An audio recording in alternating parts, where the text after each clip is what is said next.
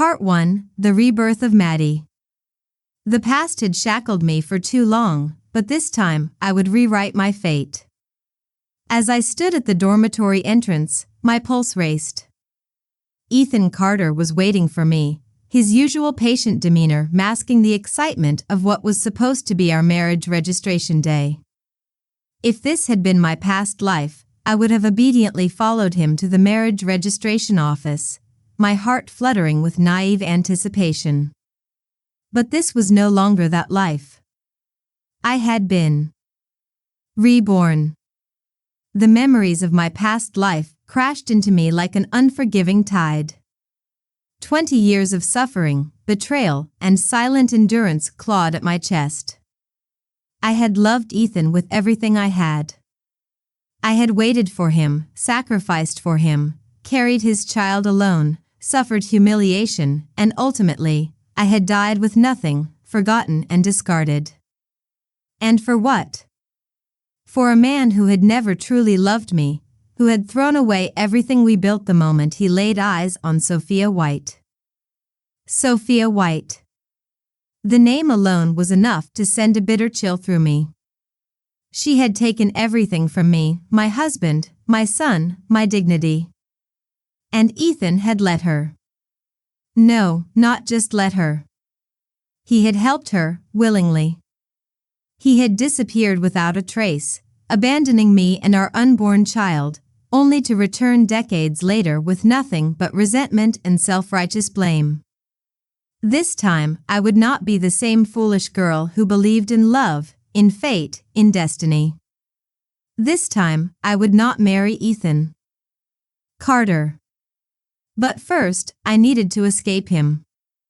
I forced a smile onto my lips. Ethan, I just need to deliver something to a colleague first. You go ahead to the registration office. I'll meet you there soon. He blinked, clearly surprised by my sudden detour, but he nodded without much thought. All right, but don't be late. If only he knew. I had no intention of going at all. As soon as he walked away, I turned on my heels and made my way up the mountain, where the air was crisp and the view of rolling clouds stretched endlessly beyond Mrs. Wilson's house. She was an old widow, kind and wise, who had always been a comforting presence in my past life. Seeing me arrive unannounced, she handed me a roasted sweet potato, her brows knitting in concern. Aren't you supposed to be gettin' your marriage certificate with Ethan today? What are you doing here, child?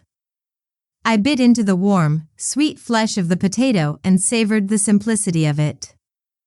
How long had it been since I'd taken a moment just to enjoy a small pleasure? Auntie, I had a nightmare. When I woke up, I felt uneasy. She chuckled and patted my hand. Dreams are just dreams. What matters is the life ahead of you. Marry Ethan, child. You'll have a good life waiting for you. Why be afraid of a nightmare? For a moment. I was stunned. Her words were the same as they had been in my past life, a gentle reassurance from a place of love.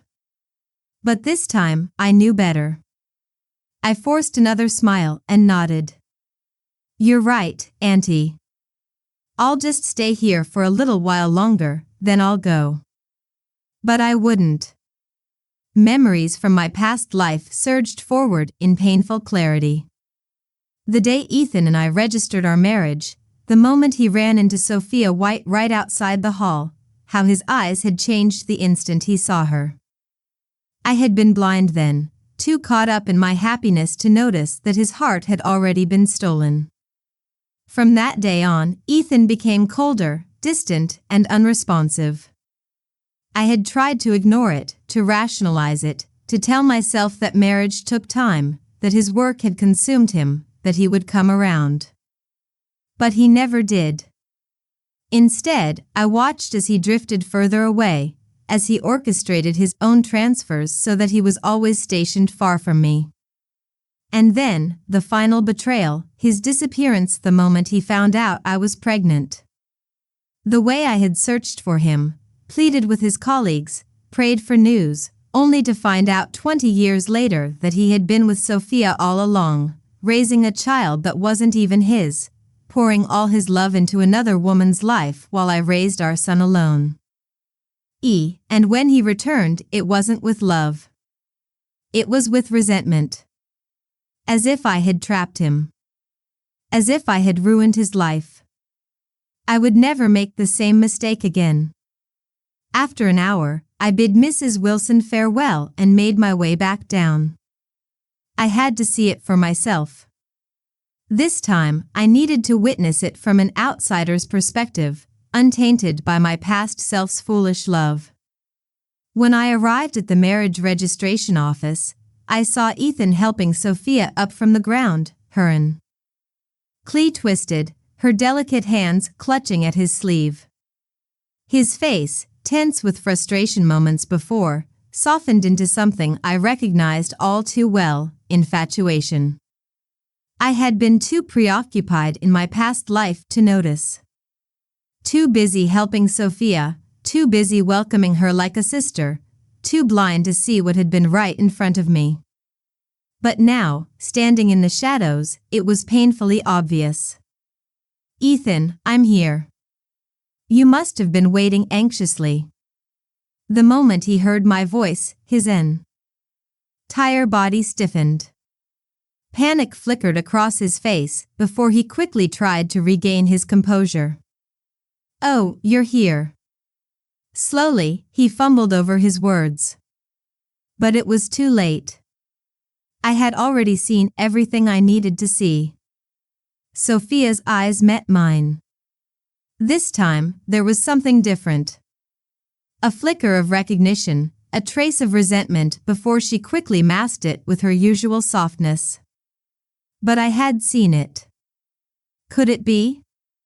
Could she have also been reborn? I smiled slightly, testing her.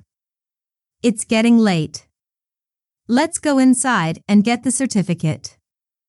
Ethan's face turned pale. Before he could respond, Sophia suddenly cried out, "Ah! My foot hurts." I narrowed my eyes. In my past life, she hadn't been injured. But now, conveniently, she was. The timing was perfect. Too perfect. A slow, unsettling thought crept into my mind. Could it be that I wasn't the only one who had been given a second chance? Part 2, The Unraveling Truth. The moment Sophia cried out in pain, Ethan's attention snapped entirely to her. He didn't even glance in my direction. His hands reached out instinctively to steady her, his eyes filled with concern. I watched, emotionless, as he carefully helped her sit on a nearby bench. In my past life, I had rushed to her side too, offering her support, never once considering that she could be anything but the helpless and gentle woman she pretended to be. But now I knew better. The doctor's office was just a short walk from the marriage registration building. Ethan half-carried, half-supported Sophia as they made their way there, and I followed at a distance, my heart eerily calm.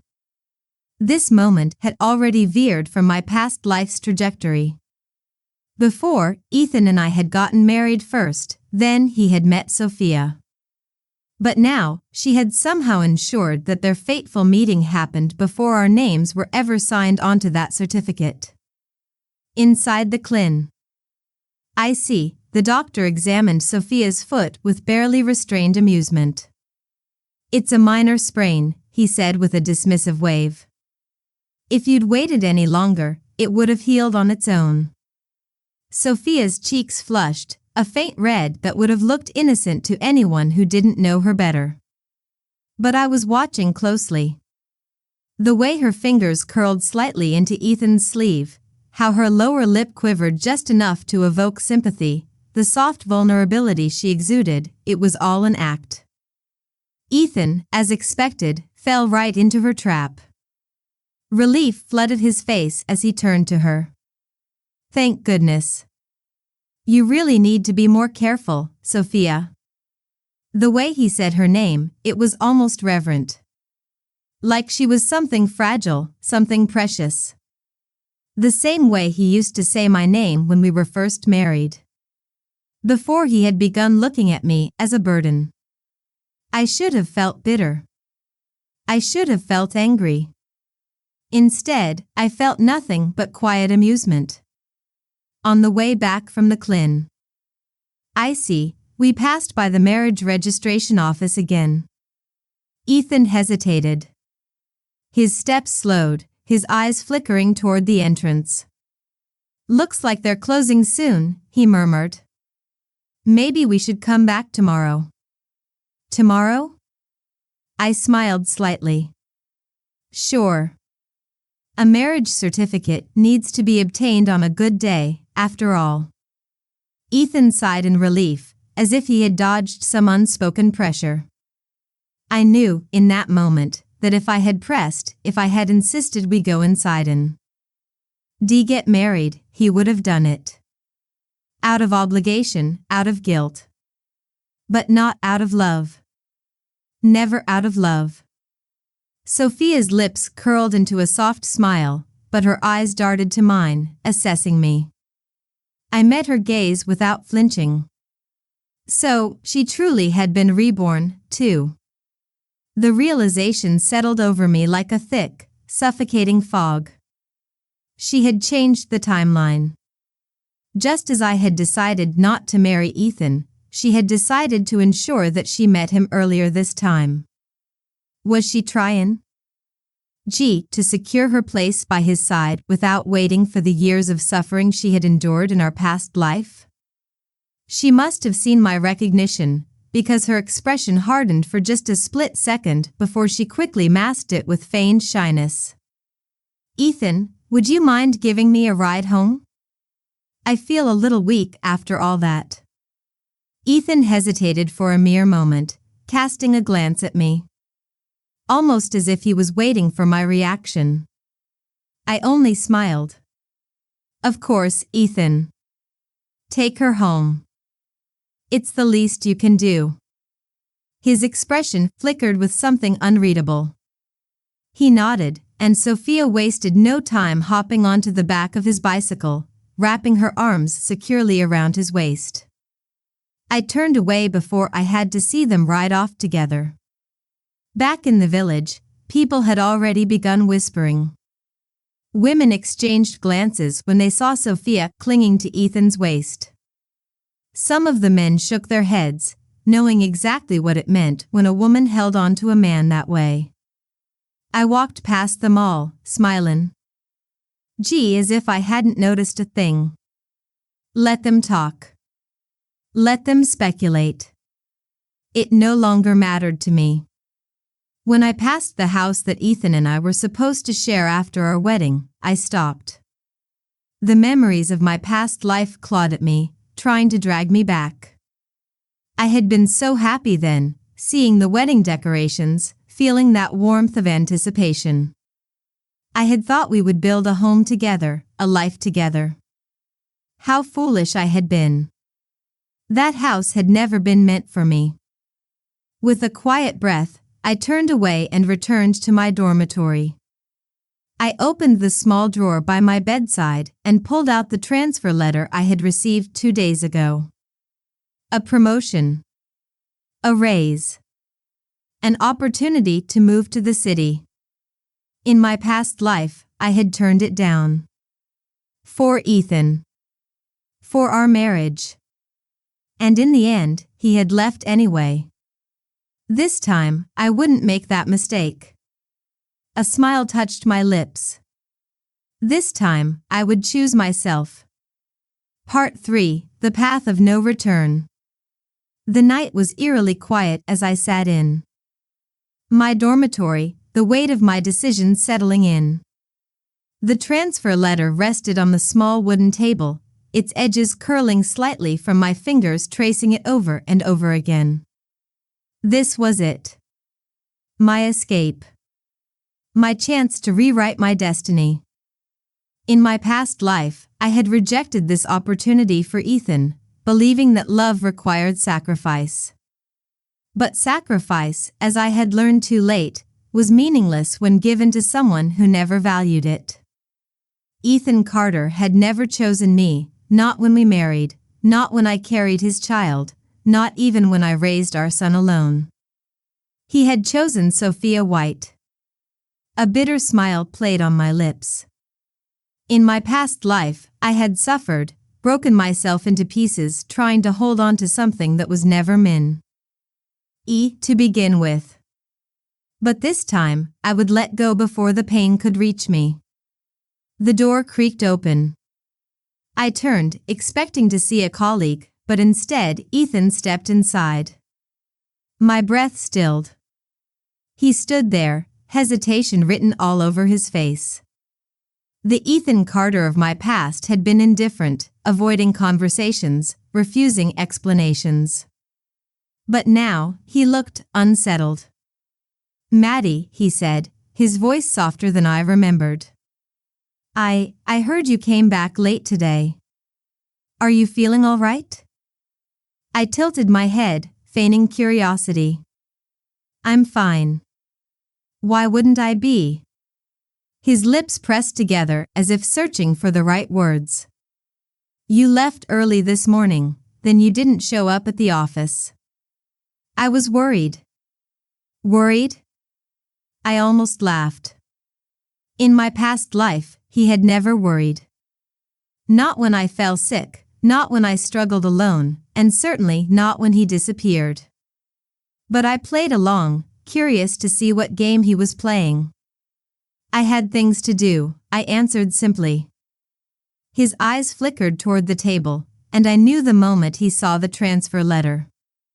His fingers twitched at his side. "You're leaving?" he asked, his voice laced with something unfamiliar. "Yes," I replied, watching him carefully. "I've accepted the transfer. I'll be moving to the city next week." His reaction was subtle but undeniable, a sharp inhale, a tightening of his jaw. "Why so suddenly?" he pressed. I leaned back, feigning nonchalance. "It's a good opportunity. A promotion, better pay. There's no reason for me to stay here." His hands curled into fists. "You didn't mention anything about this before. You didn't mention Sophia moving into our home before," I shot back, my tone light but pointed. He flinched, as if I had struck him. For a brief moment, I saw something flicker in his gaze, guilt, perhaps? Regret? It didn't matter. "What happened today?" he asked after a long silence. "You're acting different." I smiled. "Am I?" Ethan studied me as if searching for the woman he once knew, the one who had clung to him, trusted him blindly, loved him unconditionally. But that woman was gone. In her place stood someone who had seen the truth and refused to play the fool again. "I was hoping we could talk," he admitted, his voice hesitant. "Talk?" Oh, how I wished he had said those words in my past life. How I had longed for explanations, foreign swears, for even the smallest attempt to hold our marriage together. But now, it was too late. "What is there to talk about, Ethan?" I asked, keeping my voice even. His gaze flickered away, as if he couldn't bring himself to meet my eyes. I didn't think things would turn out like this." I let out a quiet chuckle. "Neither did I." He sighed heavily, rubbing the back of his neck. "About Sophia." I held up a hand, cutting him off. "Don't." His brows furrowed. "Maddie." I said, "Dawn." I repeated, my voice sharper this time. "I don't want to hear it, Ethan. Not now. Not ever." A strained silence fell between us. He looked at me, searching for something, understanding, maybe? Forgiveness? But I had nothing left to give him. At last, he nodded slowly. So, you're really leaving? I am. His throat bobbed as he swallowed. And nothing I say will change your mind? I shook my head.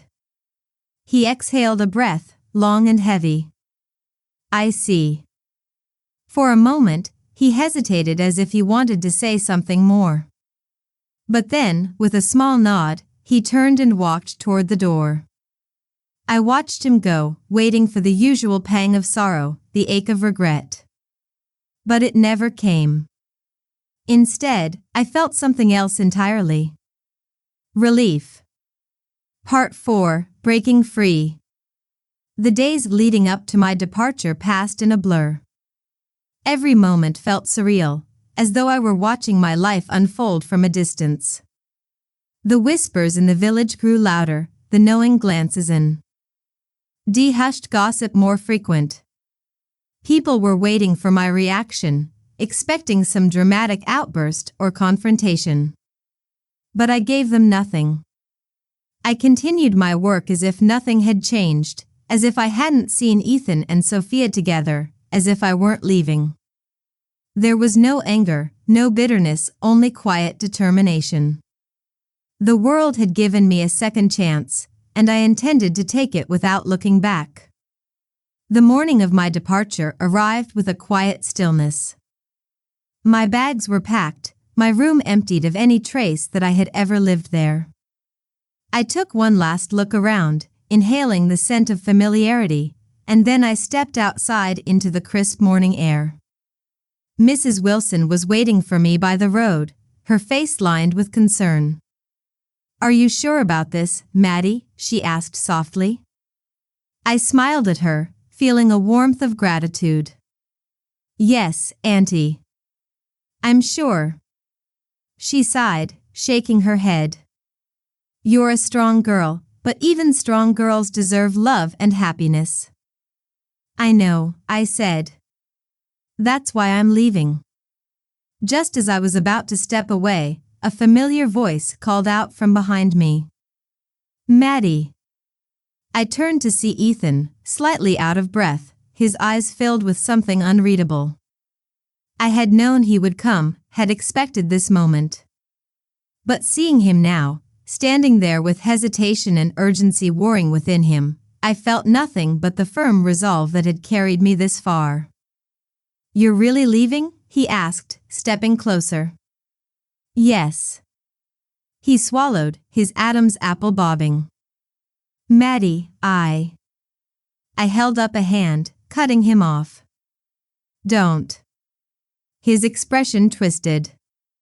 I wanted to talk." I let out a quiet chuckle. "You've had years to talk, Ethan." "You never did." His eyes darkened. "That's not fair." "No," I corrected. "What wasn't fair was me waiting. Waiting for you to choose me, waiting for you to come back, waiting for an explanation that never came." He flinched. But I continued, my voice steady. "I spent my past life giving, waiting, hoping. And all I got in return was heartbreak. I'm done waiting, Ethan." A long silence stretched between us, thick with words unspoken and regrets unacknowledged. Sophia wasn't here this time, but I could still feel the weight of her presence between us. Ethan exhaled sharply, running a hand through his hair. "I made mistakes." I nodded. "Yes, you did. And if I could go back." "But you can't," I said firmly. "Neither of us can." Another silence. Then, finally, he nodded. Acceptance, resignation, perhaps even a hint of regret. "So, this is really goodbye." "It is." His lips pressed into a thin line. "Take care of yourself, Maddie." I nodded. "You too." Without another word, I turned away and walked toward the waiting car. I didn't look back. As the village faded into the distance behind me, I felt lighter than I had in years. The past no longer held me in its grip. I had broken free. This time, I was going to live for myself. Part 5, A New Beginning. As the car pulled away from the village, the weight of my past seemed to fade with every mile that stretched between me and the life I had once known. The roads wound through the countryside, the scenery shifting from small homes and fields to the bustling energy of the city ahead. The city was both familiar and foreign. It was where I had dreamed of building my future before I had allowed Ethan to tether me to a life of sacrifice and regret. Now, it was where I would reclaim everything I had lost. Arriving at my new workplace felt like stepping into a world that had once been out of reach. The office was modern, busy, filled with the kind of ambition I had long suppressed in my past life. I was introduced to my new colleagues, each of them eager to welcome me in to the fold. My supervisor, Mr. Langford, was a sharp but fair man who had a reputation for pushing his employees toward success. "Maddie, we expect great things from you," he said with a firm handshake. "Your background and skills make you an excellent addition to our team." I smiled, determined not to let this opportunity slip through my fingers. "I won't disappoint you." The first few weeks were a whirlwind of meetings, training, and late nights at the office. Unlike my past life, where I had constantly balanced work and the burden of waiting for Ethan's love, I now threw myself fully into my career. My dedication didn't go unnoticed. Mr. Langford soon assigned me to a high-profile project, something that would have been impossible had I remained in the village.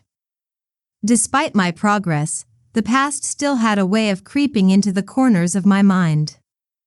There were nights when I lay awake, remembering the exhaustion of raising a child alone, the bitter loneliness of being abandoned. But every time doubt tried to settle in, I reminded myself that this was a second chance. One afternoon, as I stepped out of the office for a break, I spotted a familiar face across the street. My breath hitched. Ethan. He hadn't changed much, though the sharp confidence he once carried seemed muted. His shoulders slumped slightly, his gaze unfocused as he wandered the city streets. He hadn't seen me yet, and for a moment, I considered walking away. But something in me wanted to face him. I took a deep breath and approached. "Ethan." His head snapped up, eyes widening as he registered my presence. "Maddie, what are you doing here?" "I live here now," I said simply. "I work just down the street." He looked stunned. "I didn't know. I mean, I heard you left, but I didn't know where." "It's not something I needed to announce," I replied, keeping my tone neutral. "What about you? What brings you here?" He hesitated, then sighed. "I took a job here. Things back in the village, they weren't the same after you left." I studied him, wondering if he meant the village had changed or if he had changed. "And Sophia?" His expression darkened. "She's still there. Things aren't what I thought they'd be." A part of me had expected this. In my past life, Sophia had eventually grown resentful of the life she had with Ethan. She had expected passion and devotion, but in reality, she had been left with a man who regretted his choices. "That's not my concern anymore, Ethan," I said gently. "I've moved on." He searched my face as if hoping to find some trace of the woman who had once loved him unconditionally. But she was gone, replaced by someone stronger, wiser. "Maddie, I held up a hand, cutting him off. "Don't. Whatever you want to say, it won't change anything." His lips parted as if to argue, but then he nodded slowly, understanding that this was truly the end. Take care of yourself, Maddie. You too, Ethan. I turned and walked away, feeling lighter with every step. The following months were a time of growth and transformation. My career flourished. I made friends who inspired me, mentors who guided me. I traveled, explored, embraced life in a way I never had before. And then, one day, when I least expected it, love found me again. His name was Daniel. We met at a conference, drawn together by a shared passion for our work. Unlike Ethan, Daniel never made me feel like an afterthought. He listened when I spoke, valued my opinions, and saw me as an equal. One evening, as we walked along the river, he turned to me with a gentle smile. Maddie, do you believe in second chances? I looked at him, at the life I had built, at the happiness I had finally found. I do now. As he reached for my hand, I realized that my past no longer defined me. I had been reborn into a life of my own making, free from regret, free from waiting. And for the first time in both my lives, I was truly happy. Part 6, A Future of My Own.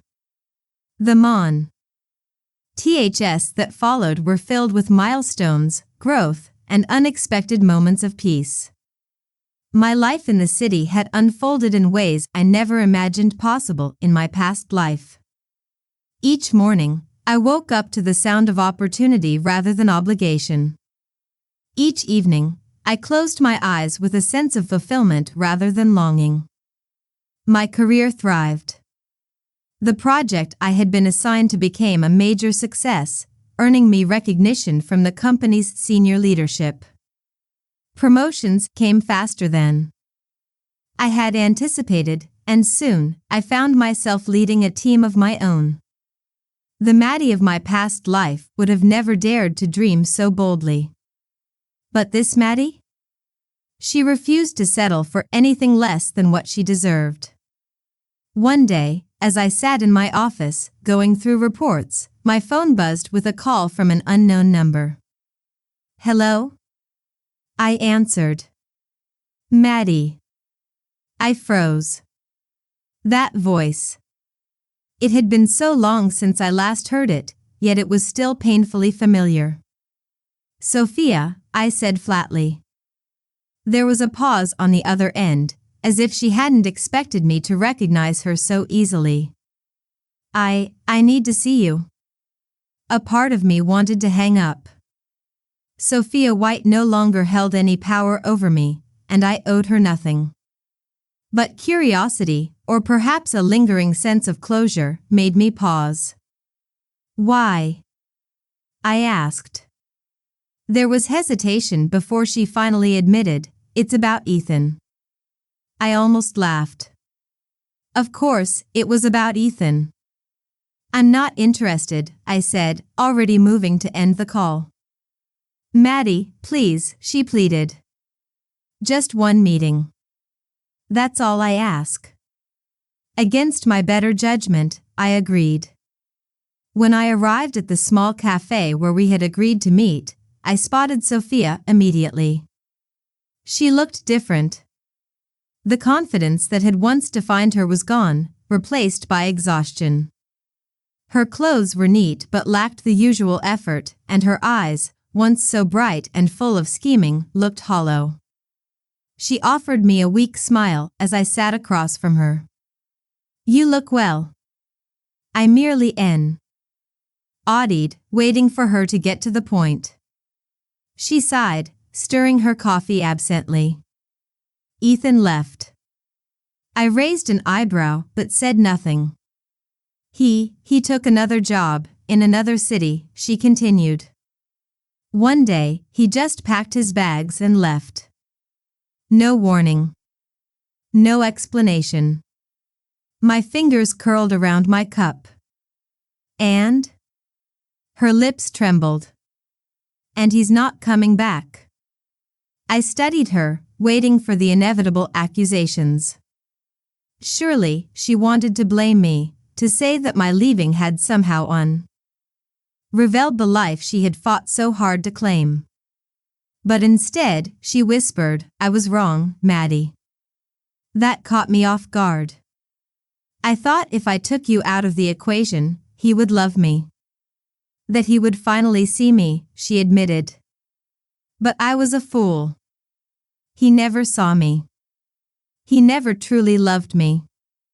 I took a slow sip of my drink, letting her words sink in. It had taken her this long to understand what I had known from the beginning. Ethan Carter was incapable of true love, not for me, N.O.T. for Sophia, not for anyone but himself. I wanted you to suffer, she continued, voice shaking. I wanted you to feel what it was like to lose. But now, I realize you were the lucky one. You got away. I let out a quiet breath. This moment, this conversation, was something I had never expected. But as I sat there, looking at the woman who had once ruined my life, I felt nothing. No anger. No satisfaction. Just a profound sense of distance. Yes, I said simply. I did. Sophia nodded slowly, as if accepting something within herself. I wanted to tell you. I don't expect forgiveness. I just needed you to know. I met her gaze, my voice calm. You don't need my forgiveness, Sophia. You need your own. A single tear slipped down her cheek, but she didn't wipe it away. Instead, she let out a hollow laugh. I don't know if I can ever forgive myself. That's something only you can figure out. She nodded, stood up, and walked away, leaving her coffee untouched. And just like that, Sophia White was gone from my life. Time moved forward, as it always does. The past no longer haunted me, it had become a distant story, one that no longer controlled my future. One evening, Daniel and I sat on the balcony of our apartment, watching the city lights twinkle in the distance. You seem deep in thought, he mused, wrapping an arm around me. I leaned into him, smiling softly. Just thinking about how far I've come. He kissed my forehead. You deserve everything you've built, Maddie. And for the first time in both my lives, I truly believed that. I had found love, not the kind that demanded sacrifice, but the kind that nurtured, supported, and grew with me. I had found success, built a career that fulfilled me. And most importantly, I had found myself. The Maddie who once waited for Ethan Carter to love her was gone. The Maddie who stood in her place had a future of her own making. And she would never look back.